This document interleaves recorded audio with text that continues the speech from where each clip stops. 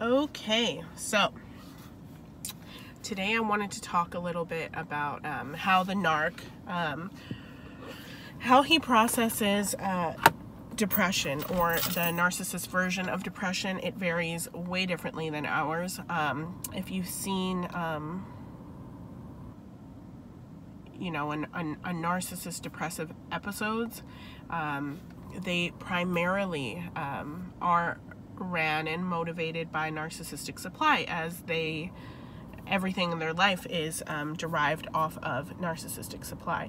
So a narcissist does get into depressive episodes that are usually short-term, short-lived, and this is because they replace their depression and their feeling of lowness with narcissistic supply. So if you've ever seen that movie called In Time with Justin Timberlake, it's much like that. The narcissist can experience some severe narcissistic injury, possibly a divorce, a discard, a loss of a job, things of that nature that really affect the core of a narcissist's grandiosity. So those things would definitely trigger narcissistic injury to where depression, where they can fall into a narcissistic depression.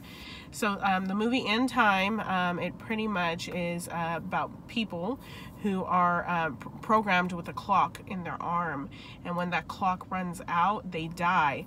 So the premise of the movie is to constantly be injecting themselves with more time, and that's the same thing as narcissistic supply. If a narcissist does not have supply, he will not exist. I've never seen it happen. I don't know a scenario where they wouldn't gather supply from wherever they can, but I would imagine something like segregation in jail would be a very difficult avenue for a narcissist to be in, because they don't have other people to draw supply from, but that's a really extreme case. So in regular living, everyday living, they try and have the interactions with people to use them to extract supply from. So it's just like that movie when they fall into these depressive states: custody battle, divorce, loss of job, loss of credibility. Maybe somebody made fun of them and it affected them so badly. They fall in almost like a manic, sad, rageful, angry place. But the narcissist, unlike somebody else who might be going through a depression or a loss, they self-reflect. They take acknowledgement of their role or their part in their circumstances. Maybe they regret some of the decisions they made. The narcissist does not work like that. When they fall into these depressive states, they start to blame the outside world. So they will blame other people. They will make it seem as if other people manipulated them into making these decisions. They will always incorporate the outside world to shift the blame onto, rather than ever taking accountability for themselves. The only time you will see a narcissist take accountability for their actions is during love bombing, or a stage to extract supply or get an old target back. Rekindle things with the love bombing with a new target. So other than that, you will not ever see any type of genuine apology or genuine acknowledgement of their actions. So with the narcissistic depression, they deploy this shift and this blaming of the world, and they sit and wallow in their anger and rage for a short period of time, because, like I said, a regular person is going to self-reflect, evaluate what happened, evaluate the situation, what they can do better next time. The narcissist is going to try and find supply. During their times of extreme low, they will try and find supply. During their times of extreme high, they're probably high because they're high off supply. They are constantly searching for the supply to cope with or to enhance their emotions. So if you know a narcissist, or if you're wondering, what's your ex that you divorced is doing, he is seeking supply right now. It's the short-lived depression, and go seek supply. And oftentimes what happens is that these narcissists, they inject themselves with the supply. So they might go have, dangerous sexual activities. They might go, hang out with someone that gives them admiration, adulation. They might, go back to the campus or the grounds of their old school and immerse themselves in grandiose fantasies about their past. Whatever they're doing to get the supply, they'll get the supply. They get the high. They feel great. They feel good. But once it wears off, they fall back into that dark, sad place of the depression, and then they have to pump themselves full of supply again. So it's a constant roller coaster ride when they are going through this grieving, depressive state. And that's, kind of how it works. If they're pumped up with enough supply over a long period of time, they will eventually dig themselves out of this grieving place based upon the scenario that might have happened that got them to that place.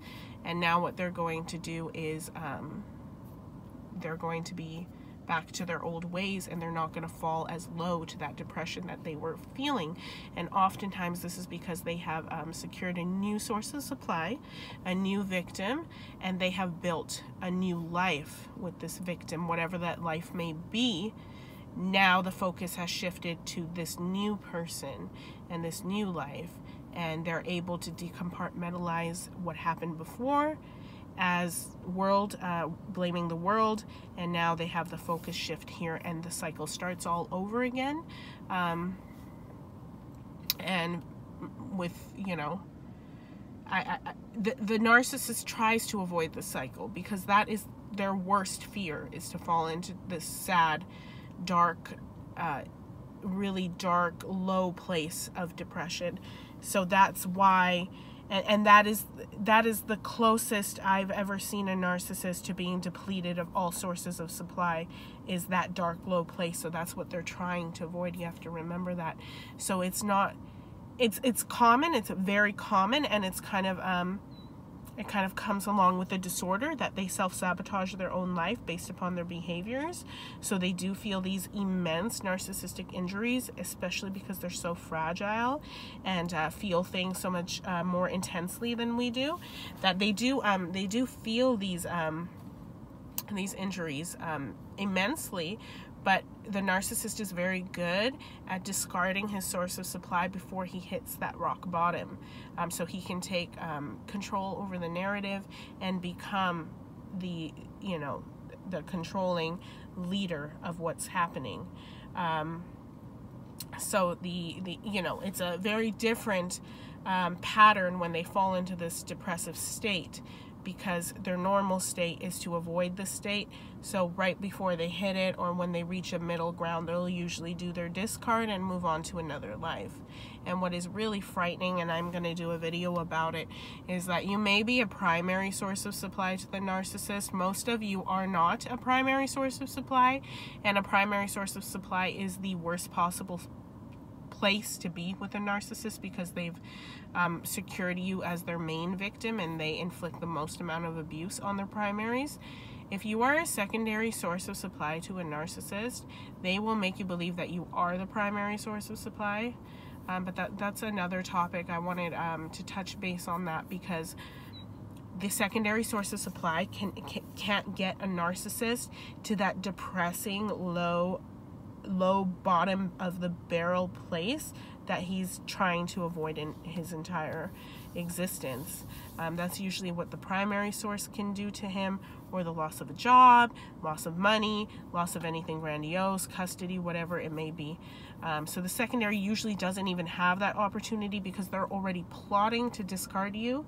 And that's inevitable unless they bump you up from secondary to primary source of supply.